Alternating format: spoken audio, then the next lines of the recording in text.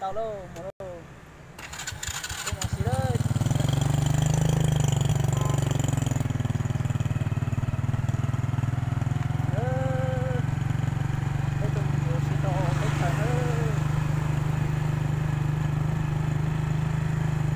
nó giờ nó sâu vào cái thở nhé.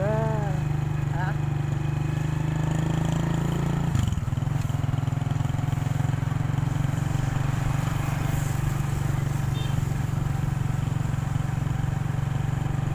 bây giờ cái đun kia cho xe là mà cái mà nó táo không nhớ nó chứ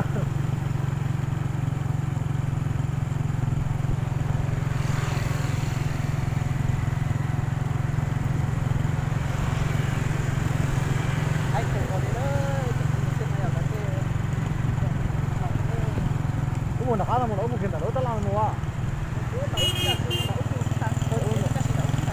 nỗi là đâu thế đâu á đó đánh cho nó ở đấy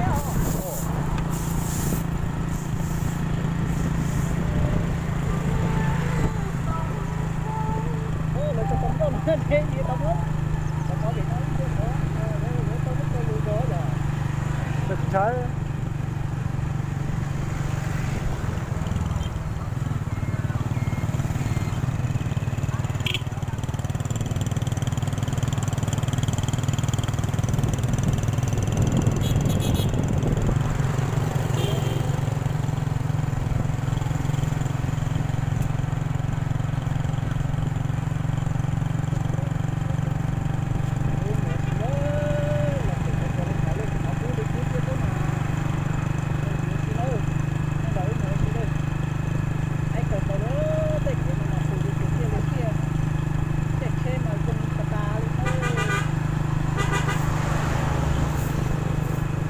chết trò chết dùa đó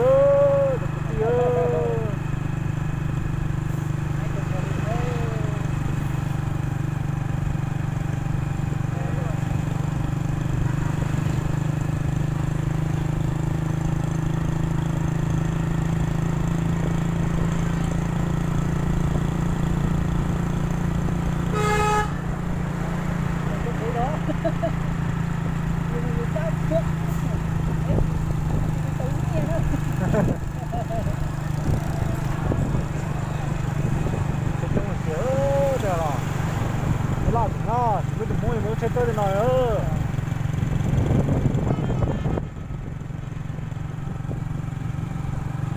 ô đây một cái là thở tầm bộ này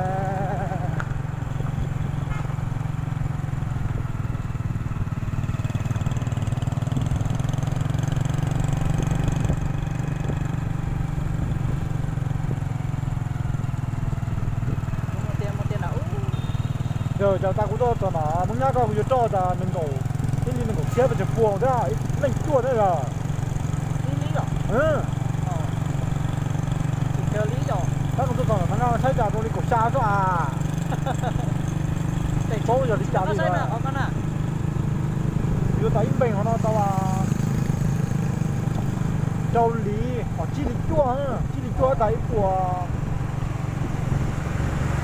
họ châu lý chua tại của nó chụp trên ổ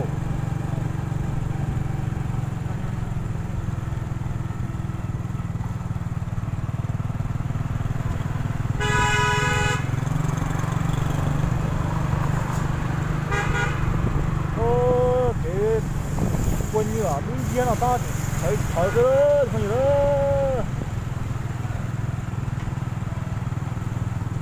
con được có nháy sang nhau sẽ phải con đậu nên ta nói luôn à lấy tiền không à thì tiền chuột không à rồi con đậu đã cái như một cái kế như chế à cứ một con đã chế một đám làm bỏ tan đấy con đậu à ăn câu lúc tính tiền chuột đó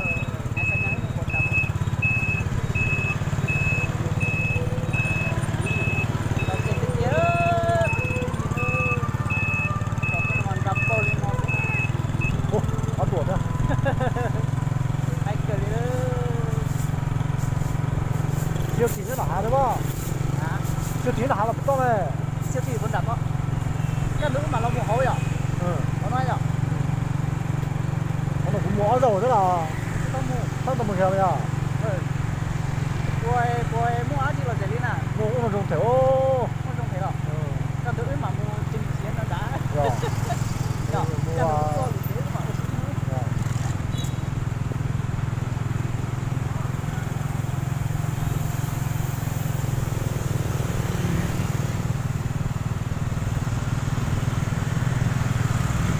họ lỡ siêu thị đang tao mới rồi đó à.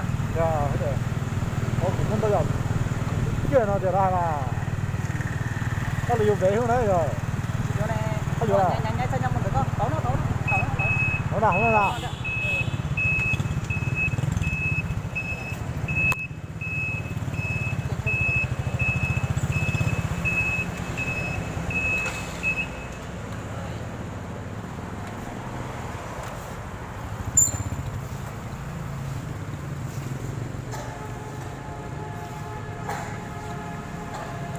Gì đó, bê tông mình nhiều xe nó hay cần còn đi nó lòn rẻ hành đi nó con đi trên đó muốn nó lòn tia đi Không bỏ quá. hả? Không bỏ đấy. Ô sao lại chẳng ai cả đã như lột chỉ bỏ này là ao trong này có lớn mà cho trâu tí xíu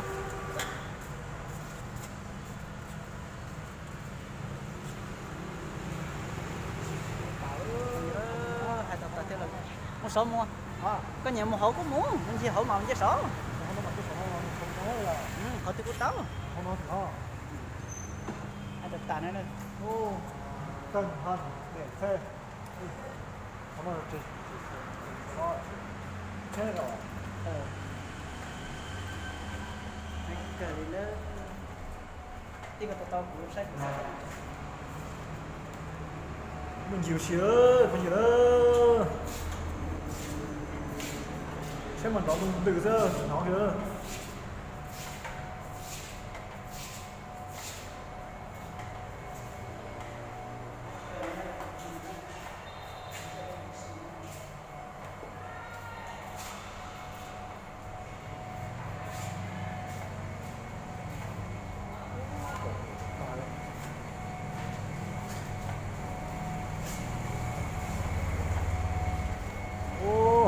thì ơi có nhiều đó không nào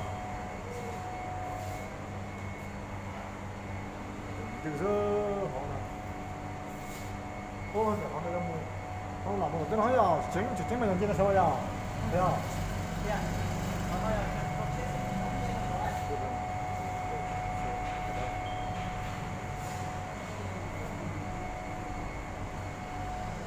ô đây cũng là ok giờ nó sâu hơn nó này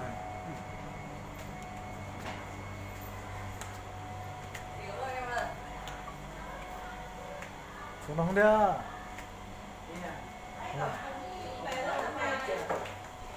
lại tí thì cô ngủ quá lại không đi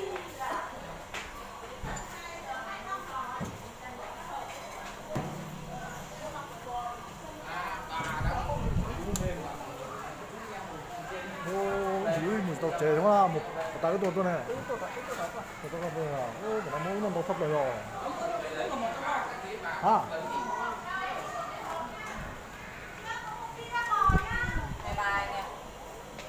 cho vào tủ 23 này của em ấy. Tàu con anh gì chẳng gì lớn. Nó ổn à? Hả?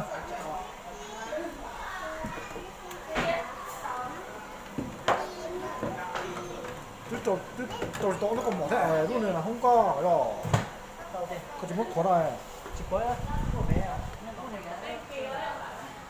ô khó nói một to từng một to đúng không khó nói rồi siêu thị hôm ban thôi chỉ có tôi à có tới rồi nè ô nó khủng nó to đấy à mà kia nó cũng nó cho nó mà nó khủng nó sắp lỡ chẳng không nhớ cái cá thôi có tung nhót tung chậu thôi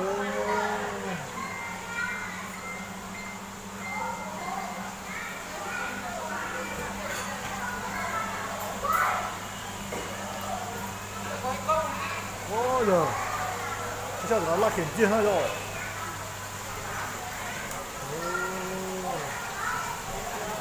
chưa bây giờ hai cái lì nữa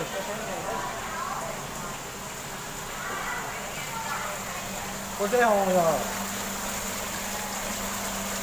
nhìn trẻ ơi nhìn nhá để nhìn trẻ biết chưa để đi kia còn đang kia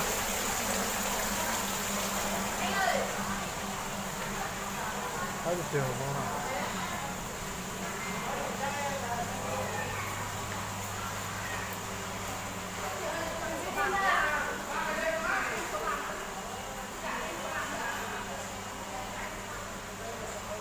họ nào mà cái gì à thế là cái gì họ biết chờ nè tao không mà nó chờ chờ cái gì gì tôi là tôi không á nó tao dẫn nó á nó tao tao đây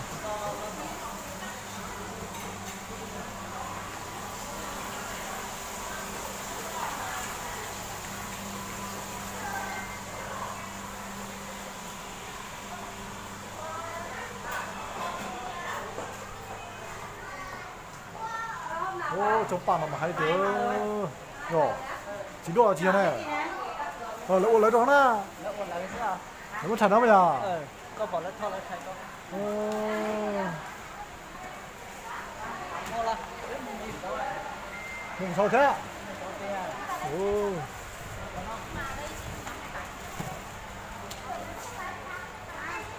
này tôi sai không á muốn tôi là không chơi sai chưa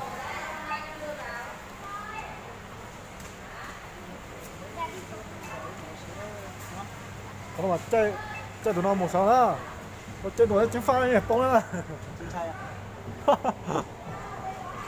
à chơi chơi à chị chơi đại rồi à chết thăm máy thăm máy à chị trên thang đỡ hay nè thằng nó tụi đại của do à ô tụi nó chơi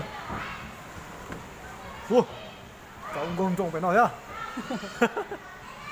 tụi nó mua tay của tôi nói đi bạn 저朋友手上摸到有的丢，红其他就是。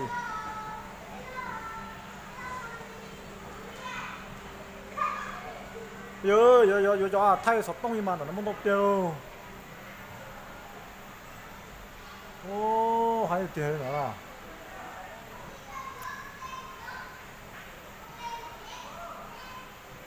这把，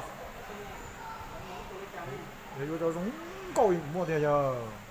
把太少动了다시 나는 너무 저성이네 나나 그런 거 접다 마 누가 나요 오 누가 예 야종화 이거 지어 치나但是야종화了咱们天不用呢 để xong ra 저 사이나 요 뭐 빼도 돼 돼요 ô hai đồ Kaluka 저 hai đồ 저 사이네 뭐 저 사이 돼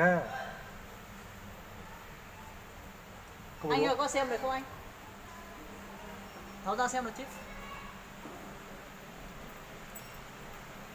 찾아보는 거야 우도 가보 좋아 phải cho thứ nó đó thì mình xem cái ra đây cái dụng nồi dụng lúc mít à cái giờ lúc mít mẹ ai à thái rồi chưa ô con đâu giả thế đấy mít mẹ ai là giờ cho lỡ thả xuống tông à thả nước phê phát ra từ tỏ à ô nó mà đâu giả thế chẳng phải như ô tụi có hai đôi rồi hai tiền đi giờ của tụi coi của tụi hai kìa mua đồ giả không nó sắp lâu chẳng phải như nên thì tôi mà tôi sai ra tôi vừa ba vừa đấy à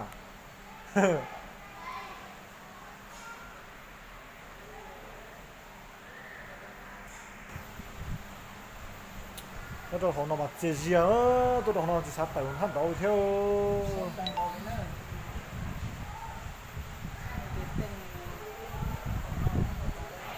chỉ là chỉ xin đầu kia thôi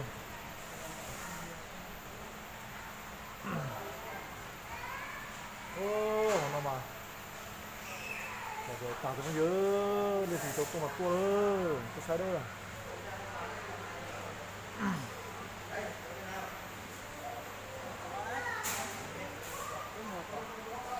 他就这么路过还天天要，周末了，他来包了还天呢，不好路呢，天呢，真的呀，bây giờ không thể chơi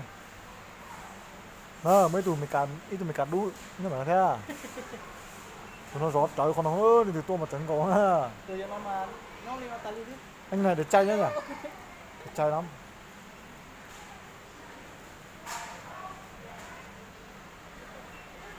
ô chơi tao vừa cái lúc sụp cổng đó thì nhắc á ô sụp cổng chơi cứu rồi Giờ chơi con ga chơi như mua thấy như hậu xíu. là bây giờ nó xảy lú đó chứ chẳng ăn như tôi thấy có một ăn được không à Con ga. một ăn có không đó xây san lý na cũng á tôi thấy trong này cứ Rong mà cái con này. Rong hình như phải lo rồi tôi chỉ lo này rồi nát thư. chỉ toàn hái thôi chứ có trò thế cái chuyện nó chụp một chi rồi giờ chụp bao nhiêu có trò còn chơi hơi rồi theo là sao Có mình cơ mà. cái chuyện đó mà không chụp một chi nữa chơi vô tàu đó được không nhớ chụp một chi là thằng không có chi này cho nó tàu bỏ đuối rồi này chụp một chi chạy vô tàu á cái lò á cái đó sập cổng á chụp một chi nào ô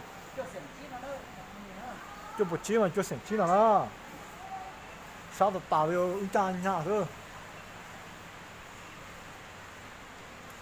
chỉ tao bỏ đuôi cái thế giờ Có lỡ. chả chụp một chi nào chỉ tao bỏ đuôi nè chỉ chờ chụp một chi nào mà có gì đâu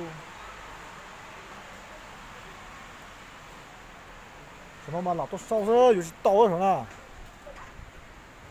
thì chọn đâu được tea đi kỳ ta đi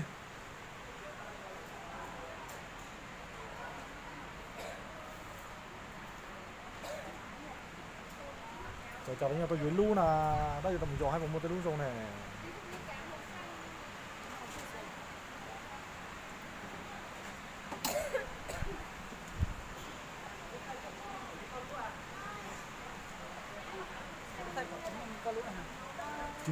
thì mẹ ra cho nó cứ he Ngày chắc.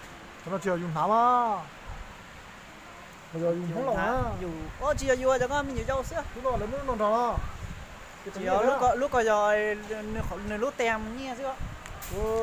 chỉ có tạo cho nó bón nhỉ đi hết to cho là Muốn được cái đó to. tôi thấy nó chỉ tiền đây cũng như nó là không bón nhỉ chứ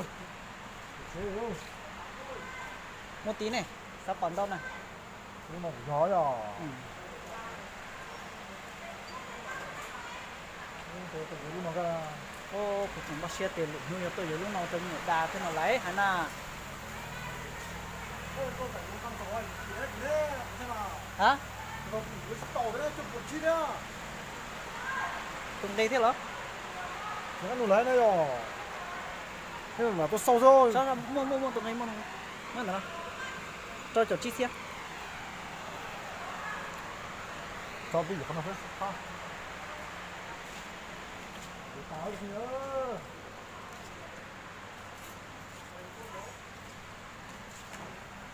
không đà lắm mà chỉ cực kia đi đừng chế tao đi Mua lại. xây dựng một vốn độ à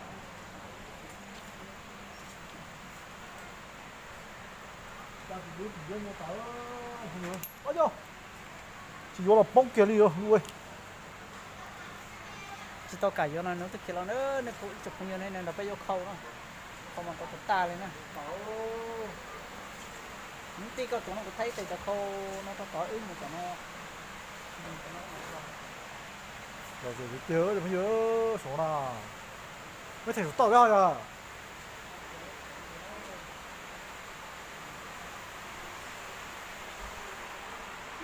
nó không được chơi hả nào chơi gì à chứ tôi chọn nó là nhưng thì gió sai gió chỉ tôi không nói 用差不多的好啦，摸到就可能就掉嘞。那就去倒了，比他倒了，手保平我就跌老的。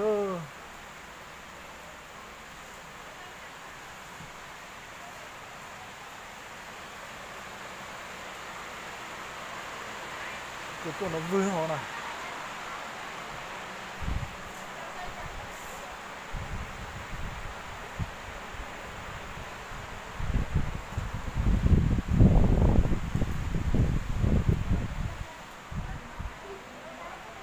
gì đâu tên nào mà chỉ là hát đỏ hơn khâu đi khâu hết ra khâu lỗ lo hả chết chỉ đau thôi tải ơi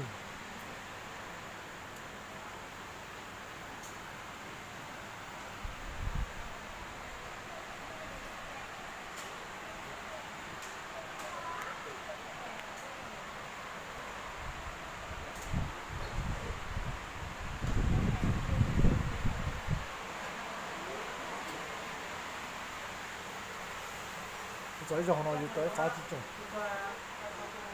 quạt tôi giống này cái đó tôi giống bây giờ dạ tôi giống này mua giống bằng tôi giống tuổi tao thì mua chính nhau này rồi mua chua rồi cái điều nào con giờ giống mà tôi ta sẽ lỏng không à tao được đấy tao được lúc đấy mà rồi cái trẻ mua gì kia như thế đấy mua nó tao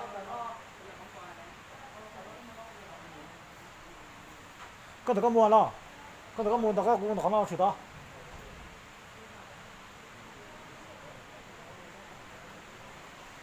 khâu chứ chụp hình mình chỉ sát đâu khâu tôi dùa na không tôi giỏi đâu sắp lời nó nó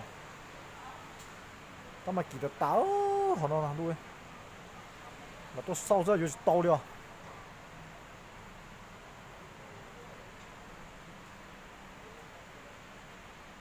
nó mà mong tôi giỏi tiền đó đúng không đại đá họ nè đấu chế vào một khổng đó họ nè xếp thỉa nè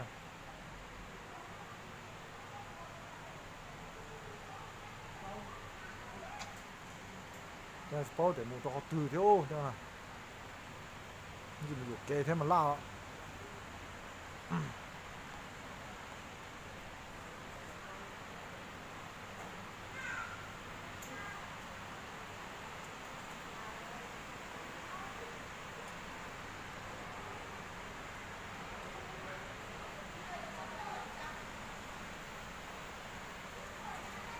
nó mà là rong rơ không là chỉ được tiền đâu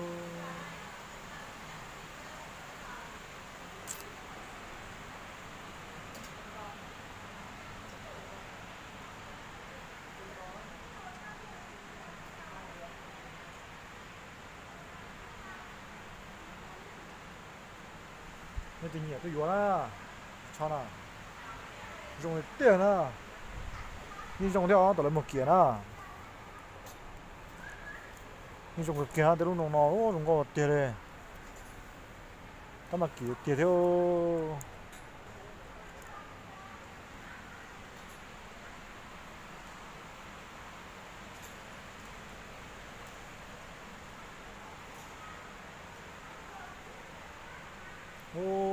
chọc của dùng ta đấy, mỗi lần hắn nhiều dùng thì nó không được.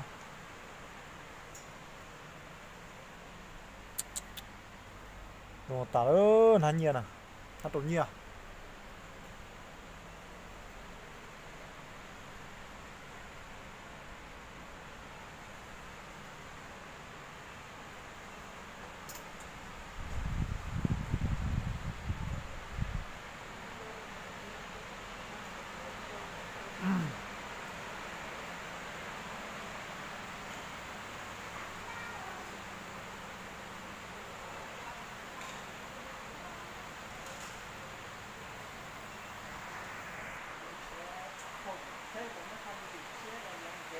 cái chỗ nó bây giờ đã chìm xe chỉ nhỏ ba không gì ba nà dạ anh chị này giờ chúng câu được tiền đây giờ cho nó tờ. thế là ở lá là tên rồi nhanh nhanh bây giờ nó còn đào rồi chuyển đào Cơ tê. nó chuyển đào đã cùng có một táo thôi nữa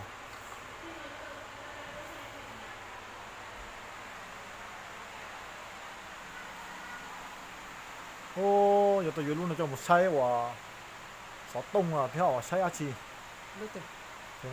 cho nó khủng lắm bây giờ kiểu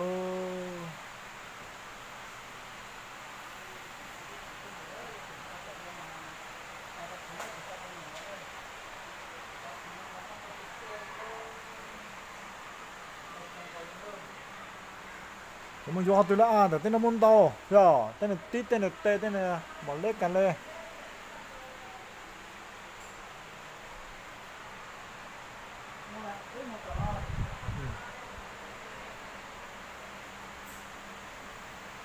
phải đâu tua là có một hồi ha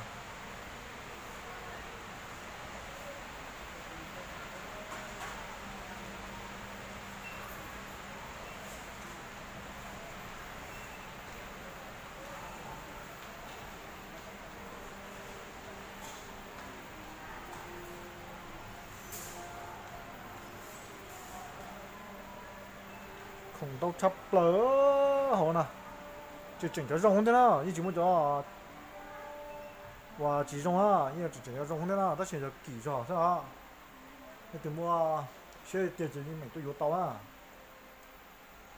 ô tên số nó mà lấy chỉ giỏi nữa đó coi vô chỉ có ngàm một số hồi gì mấy thế nhỉ thế để mua cũng thay rồi đi dùng chấp lỡ chia từ nhảy quá chỉ chẳng nó một tao hỏi thôi thì nghe đi thế chỉ thế chỉ kỳ đó nhưng tôi vua đi hết là tao nè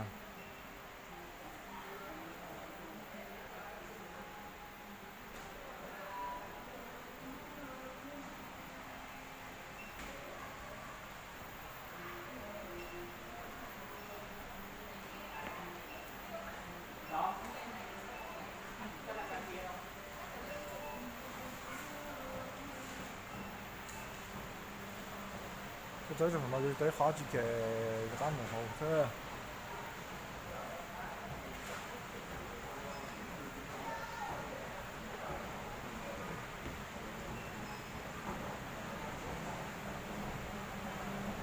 chơi tụng tại thôi ít sát mù nó hậu là nó hậu tua à thì tôi chơi đùa tôi thổi cho còn thế nào còn kế thế nào còn tại nữa tôi chơi cả mà chơi khó rồi nó sử dụng tôi chơi còn thế đó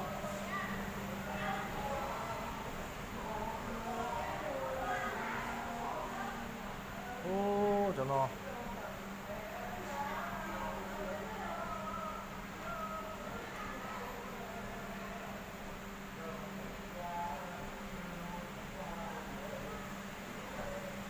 cho nó mà muốn tôi là không nhớ cho mình sẽ tung chơi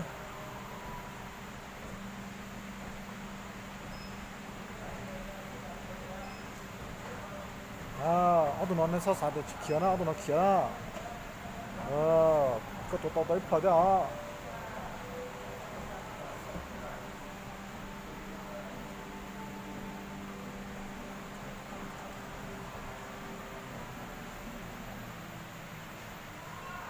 chơi thì nó có hậu đó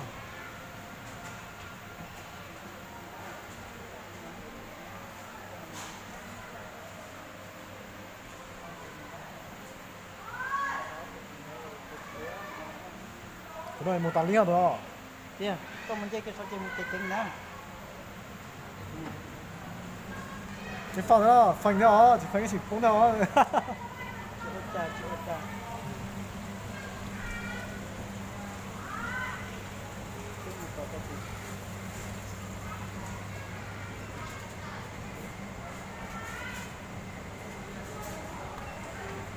hộp lời chỗ nào mà mồi thiếu chụp nhiều để cho chỉ cá tớ cho mình chỉ có cho nó sẽ cá tiêu chụp nhiều để nó chúa nó bị chế đâu nó tàn á cái lọ thằng nó là Dừng tay.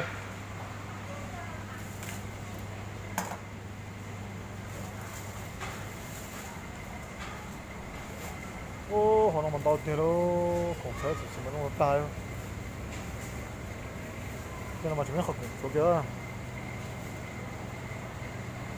nó mà chia riêng họ nó.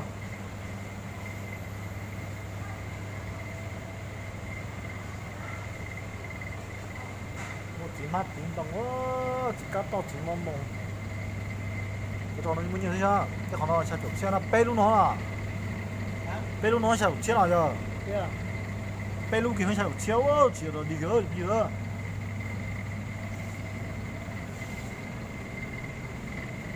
Muốn đừng cái đấy chứ, 이거 이제 건강하고 이제 넣어서. 형, 이거 더 넣어줘, 이따가. 이거 더 넣어야 되냐? 야. 보면 이제 관제인 거 하듯이 하나 둘 하나 둘 모인다 하나 cái nó như khủng long đó cho là ô khai tờ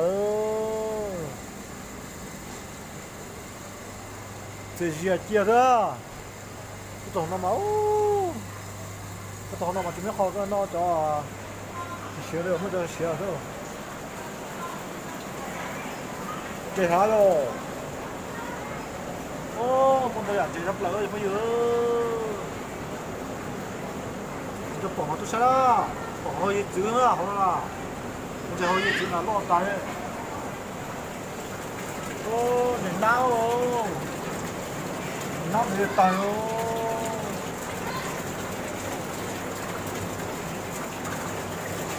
nhìn nó mà ra một cái nó chiều nó đều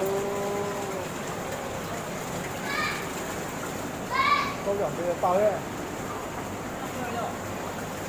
tao rồi tao quá rồi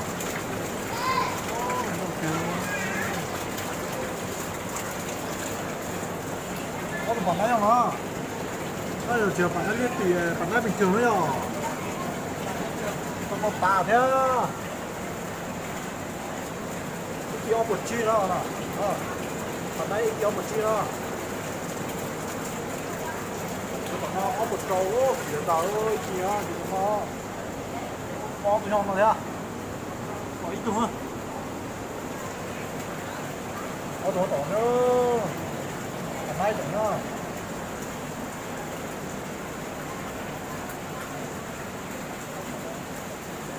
ô tổ lọt tài rồi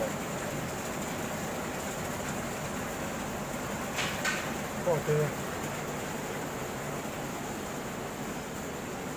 nó mua chỉ là sự nó tao không dư trong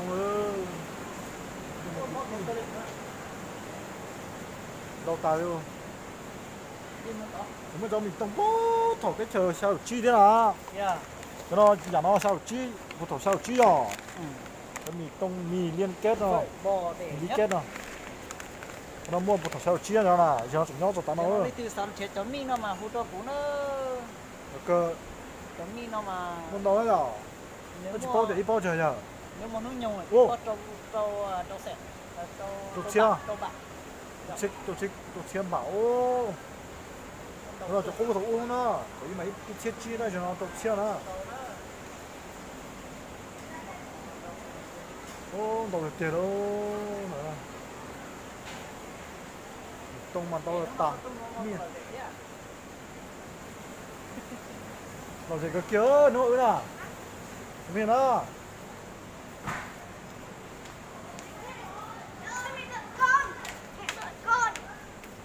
nó mua từ thế ạ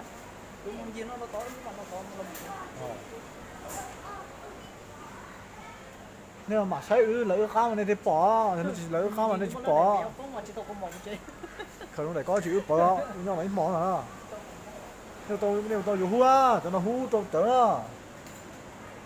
rồi ta chim lỏng à tông ho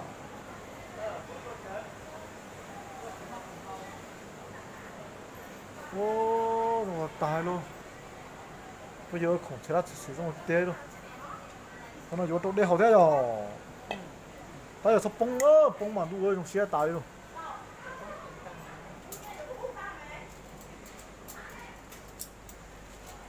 cái mày để lo mua cho nè cho nó là bây giờ nó tụi tôi cha nó cho nó mà tụi nó thì còn thấy đã rồi rồi cho họ tụi nó một lâu tụi còn thấy rồi nè bao tuổi chứ bên đông là mua tàn cho nó đâu có tới giờ này cho một xí ô đầu tàu tổng bao nhiêu thằng nào chỉ bao nhiêu chỉ kiểu cái gì khóa nữa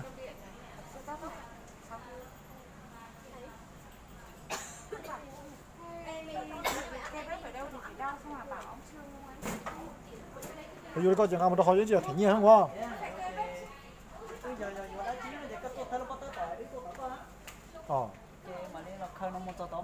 trả thể đó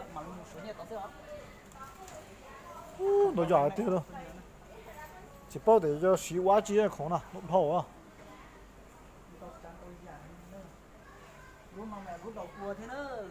thì để cho không sợ khói hoa gió đầu cua họ bây giờ khó nó là có tụt quỷ họ gì cũng cho có một cột thì có mà sai thái rồi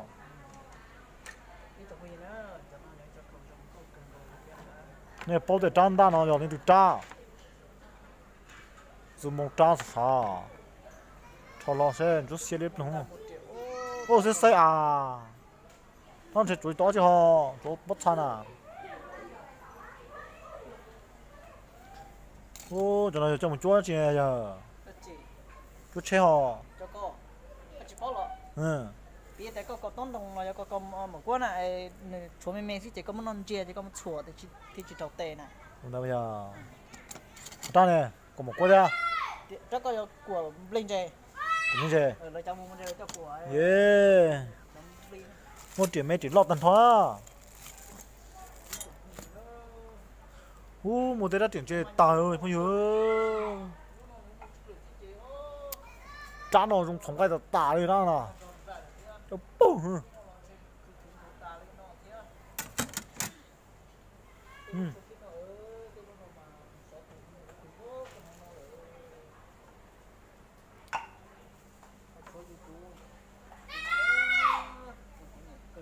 bây giờ thế của sao tiền không buồn chơi của tôi lúc nào cho một tổ con nọ rồi được cơ mà tao lúc mẹ hơn con à tôi lo cho đỡ cho lo gì cho đỡ ta cho nó cho lo na luôn tiệt đâu này nha cho nó đấy à cũng mà chơi cùi luôn nữa không là nó quá cho nó một chữ tiết kiệm chơi rồi luôn nha thì nó còn lo nào tao mà chỉ to là chỉ to rồi đấy mà nhiều luôn à chỉ to cơ ô thì cho tụi nó giờ chỉ liên mà tụi nó thằng nữa có tụi một tổ cho thế nào tổ có lo tổ mà tổ có nó à phải nhá lo ta ở tổ lo tổ play mà giờ đi non ta mà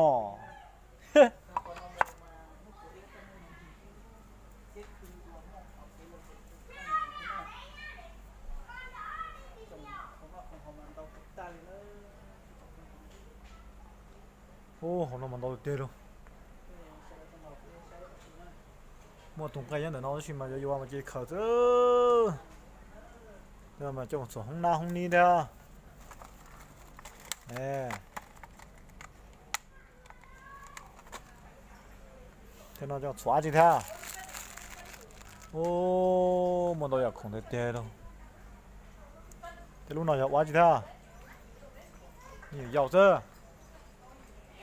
dùng tôi tài đâu cho mình không dừng chỉ lâu nên chỉ tao to mà to hơn nó nữa một chỉ cho tiền đi nào khó thêm một hạt trâu một triệu mà như một na vậy mấy đất tiền mà giờ chúng mới đúng nặng đấy như mua thì đã lò giờ chỉ một triệu chỉ một na thì tao à nhưng mà cửa hàng cáiตัวgì kia cửa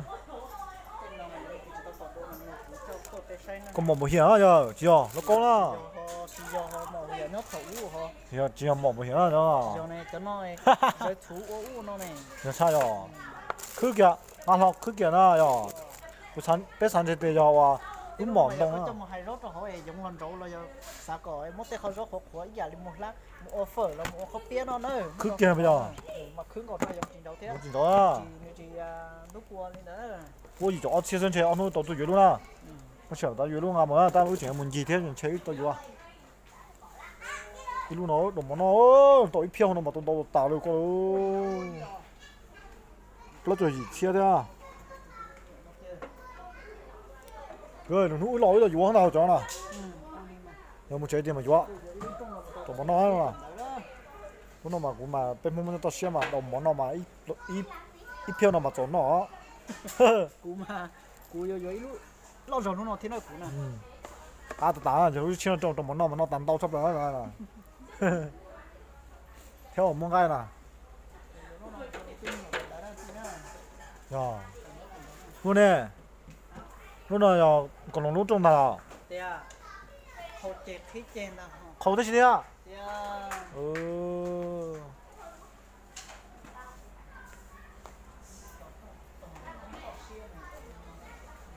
Giờ cho nó tôi vô cho nó của tao hết rồi. Ô, kỳ là tao ít chiều chưa? Cái chỗ. Ô, kỳ tiêu. Không tôi ở trong nó này vô để nên tôi vô để lấy chơi mới cho lát rồi nó gặp một chơi thôi. Cho nó cũng mua.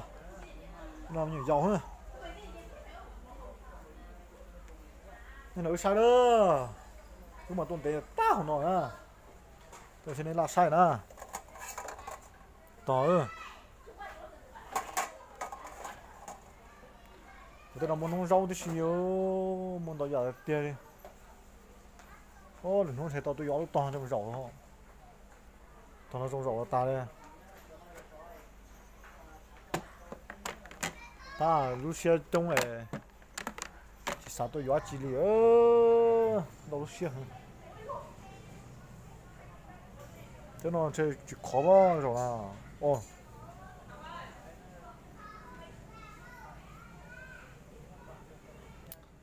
Ô, ứng cao nó để ta đi ơ. Dạ, muốn tôi giờ không thể mà ứng cao nó bỏ chửi nữa, chỉ muốn gì nữa, này cũng sai đó.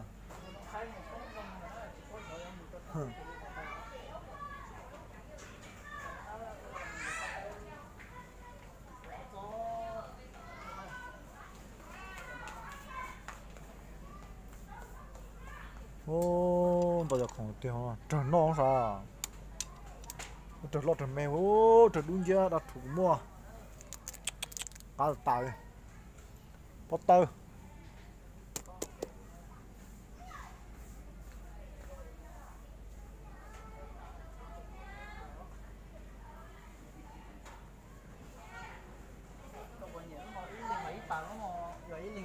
Trong một hội chợ chỉ còn mà chỉ xử lý rồi. ô cho nó hai điều rồi tao giờ xuất đời ô rồi nó giờ đời mà chơi một chỉnh ô cho nào cá tài tao mà xuất đời như thế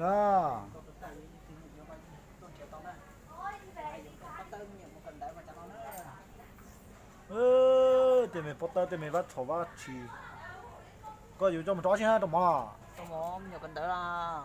là đời quá nhớ chỉ là Đây này em cũng có khởi lên nó này.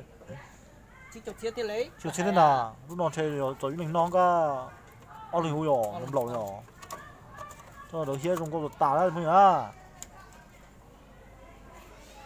ô저 판 좋아나 뭐 하야 돼요 판 좋았어요 đi đu đi đào thế chi ôi lúc nào này lúc cái lên này lúc nào vô trong quá gì này nhở đó chứ nè Cho khủng sẽ là bếp bùa cho khủng đấy có trâu món nó su nè. bây giờ bếp bùa chua lốp bùa đâu tay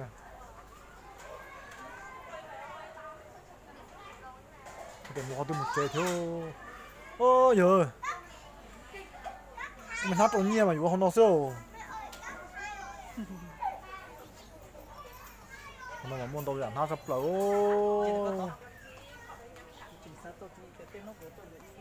thế nó mà tôi vô rồi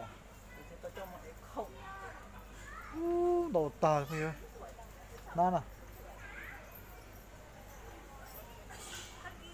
Cho nó làm gì cho muốn nhờ mình cả cứ giờ bây giờ chuẩn nhớ tao bên hai thì mắt tao đâu có đấy.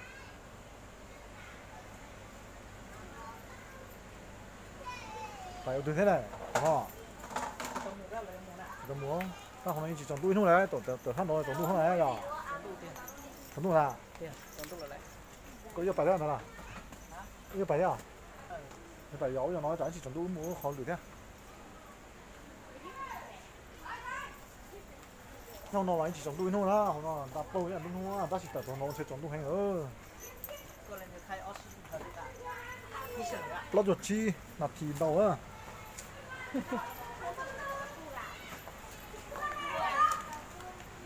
Một thứ hậu này, một thứ này. Cái văn phòng phẩm chỗ nào rồi? Cái mùa đó ông mua phòng lì thế chả lì thế chứ. Đây có một nơi lấy thì tao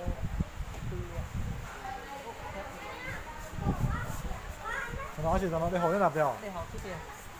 Bắt cho nó chỉ chia mới cho nó nhóc tụi lành à. Cú chia ta mà chỉ chia thẻ nhau là, à, chỉ chia thẻ. Nó chỉ một khó cú ra nên chỉ chia thẻ đó. Ô, nó mà bây giờ để tao các tao lạc chia tao lờ ha, thì ra. Nó chỉ muốn đi vô ngăn nữa đi đâu, giờ này thì vô là cũng dùng xe đi đó. Họ chỉ muốn đi vô là ngăn này họ nói ít tiền này đâu. Để giá trị đó, giờ tôi học đùa thế nào vậy nào?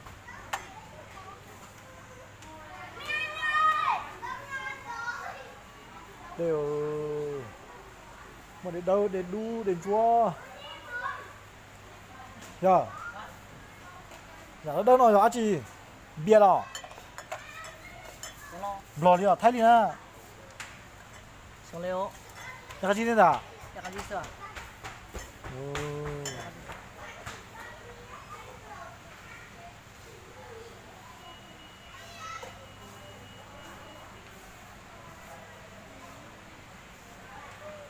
Mong tôi giải tay cho nó hơi hầu đi trả theo. Chỉ thêm cá đỏ, hoặc chỉ là chỉ bóng lu. Ô, chỉ bò thì cá đi chảo cho con này thôi. Chỉ cá chảo thôi nào. Có chỉ bò thì nhiều, bò chả nhiều không nào.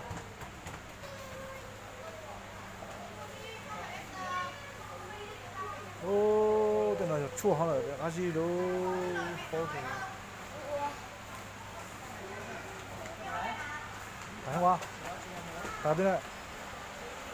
Đây không nào rồi. Cái là một chế đó, tôi không nói gì đã gì kìa. Tôi mình chịu xì cái này thôi á.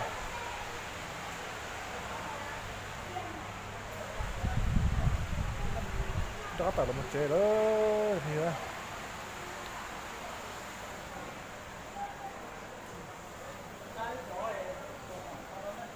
Mỏ thế này, thế nào bây giờ? Ôi cái mỏi đâu.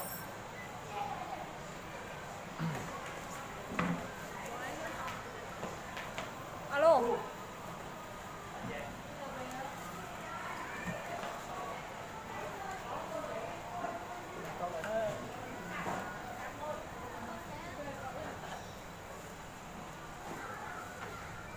Cái đồng chế nữa, thì nữa.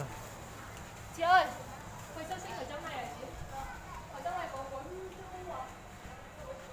Không chẳng chụp tiền mà đâu ta như.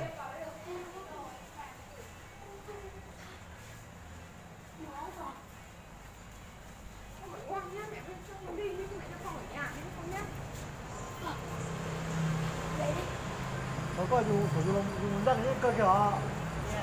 Cần khách nữa bây giờ. Nó có thằng ơi, có ai phải chết đâu. Không nhớ. Nhìn gì đã rồi. Đấy à? Bắt đầu nó, đủ nữa cho nó. Đủ nó mà xin nó chẳng có gì nữa.